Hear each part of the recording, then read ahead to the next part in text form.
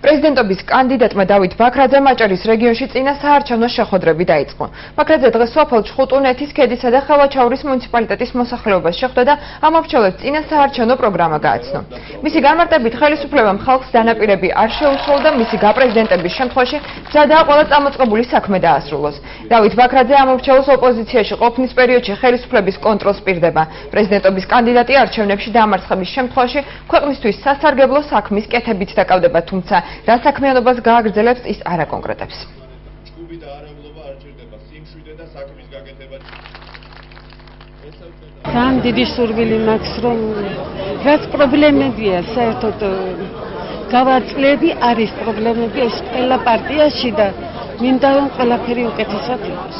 ნაცნობ მოძრაობას დიდი ხანია უჭერ ხარს უკვე 10 წელია დაახლოებით. ამ ხალხის პროგრამა ძალიან მოგწონს.